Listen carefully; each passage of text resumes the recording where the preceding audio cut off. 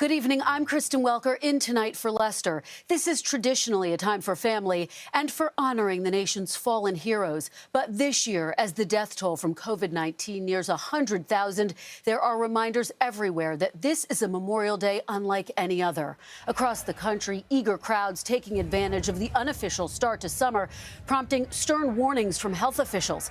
But at Arlington National Cemetery, where the president spent part of his day, there were no crowds. Instead, solemn and socially distanced tributes to those who've made the ultimate sacrifice. We have it all covered, and we begin tonight with NBC's Miguel Almaguer.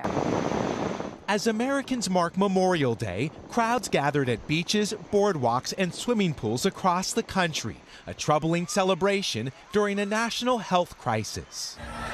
At lakes of the Ozarks in Missouri, little social distancing and few were wearing masks. This waterfront community now the center of outrage after a party during a pandemic. My buddy had said, I heard the place is packed, so let's go by and check it out. So we pull in there, walk through kind of a crowd, go upstairs and look over to the pool.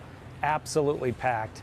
As a restless nation battles quarantine fatigue, more states are easing restrictions, but for some, it came too fast. This is truly the Wild West. It went from kind of a lockdown to just total chaos. The resort town of Lake Geneva, Wisconsin, flooded by visitors after the state Supreme Court struck down stay-at-home restrictions. We had to literally close our doors and stop letting people in the building several different times. On some of the most iconic beaches in Southern California, Memorial Day has always drawn a crowd.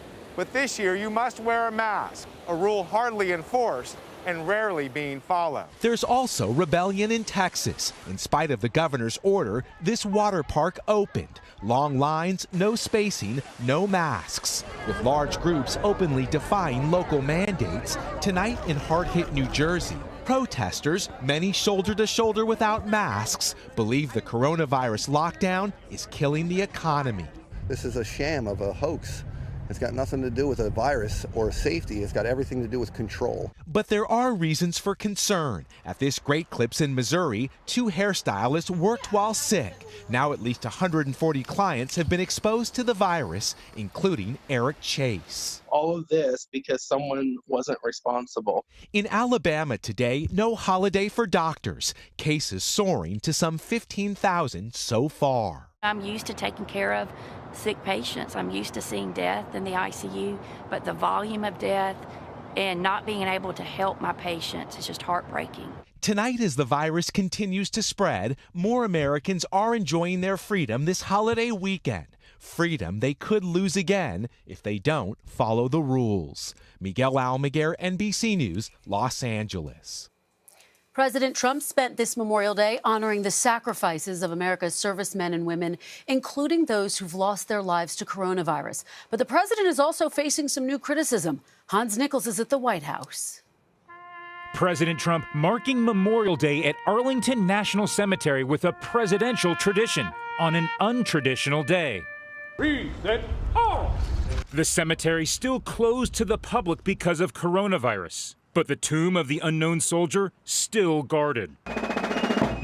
Later, at a ceremony at Fort McHenry in Baltimore, President Trump honored the Americans who have succumbed to coronavirus.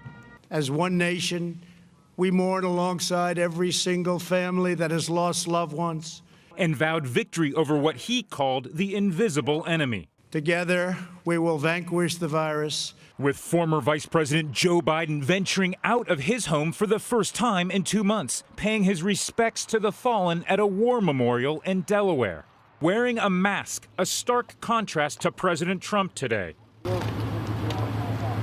The somber split screen coming on the heels of a political dust-up over the weekend, with the Biden campaign tweeting out a digital ad criticizing the president for golfing during the pandemic. The president defending his outing on Twitter. I played golf over the weekend. The fake and totally corrupt news makes it sound like a mortal sin. And hinting at the next reopening battle, demanding schools in our country should be open ASAP. Most schools have been closed since March, and many have canceled classes for the rest of the year. And in a report to Congress, the Trump administration says it's still relying on the states to expand testing capacity, pledging to buy them 100 million more swabs by the end of the year. Kristen? Hans Nichols reporting from the White House. Hans, thank you for that. Well, President Trump is also announcing another travel ban, this time barring visitors coming to the U.S. from Brazil, where coronavirus is now spreading faster than anywhere else. Our Bill Neely is there and takes us inside a field hospital on the front lines. Soccer's World Cup was once played here. Now a global disease is treated here. At a field hospital next to Brazil's biggest stadium, one woman's heart has just stopped. She was brought back to life, but more than 50 have died here in 2 weeks. This is one of 7 field hospitals going up in Rio alone. The problem is they just can't be built fast enough. Another wing is ready to open, 200 patients waiting, ambulances arriving. Doctors have only one word for it. It's crazy. It's crazy. Now, President Trump has slapped a travel ban, barring any foreigner from entering the US from Brazil starting late Tuesday. His ally, Brazil's president, joined anti-lockdown protesters as the death toll topped 20,000. He took off his mask, hugged children and called for restrictions to end. Freedom, he said, above all else. Earlier, he was heckled. Killer, one woman shouted. In the tightly packed homes of Brazil's biggest slum, the virus is on a rampage, lockdown or not. This woman names 4 friends who've died. Amid this poverty, it's spreading faster in this country than anywhere. Almost 1,000 people are now dying here every day, and many doctors have told me they believe Brazil is a week or 2 away from its peak of infections. Kristen? Bill Neely, thank you. And back here at home, a fierce battle over reopening houses of worship as health experts fear large gatherings could trigger new outbreaks. Here's Blaine Alexander. The separation between church and state is facing a new test as houses of worship nationwide fight to open their doors. In Minnesota, with malls starting to reopen, some pastors announced plans to do the same in direct defiance of the state's order. Now, Governor Tim Walz is changing course. We have a solid plan that, if followed, can keep people safe.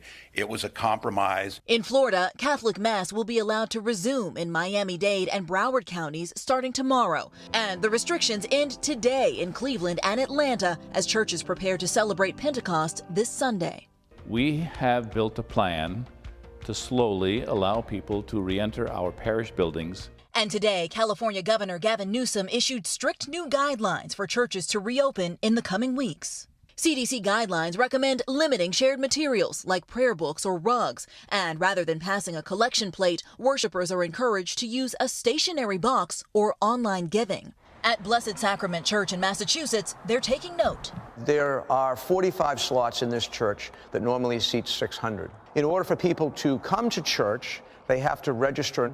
For weeks, health officials have traced outbreaks to houses of worship. That's why many leaders say it's still too soon. Right now, it's truly irresponsible to open the doors of our church. At Cascade United Methodist Church in Atlanta, Pastor Kevin Muriel says this sanctuary could sit empty for months to come. Also empty, more than 500 African Methodist Episcopal churches across Georgia ordered closed until at least mid-June. If we can ensure that any member or any visitor that comes to Cascade is safe, without any opportunity for the coronavirus to spread within our church, then that's when we'll come back. Blaine Alexander, NBC News, Atlanta. Hey, NBC News fans, thanks for checking out our YouTube channel. Subscribe by clicking on that button down here and click on any of the videos over here to watch the latest interviews, show highlights, and digital exclusives. Thanks for watching.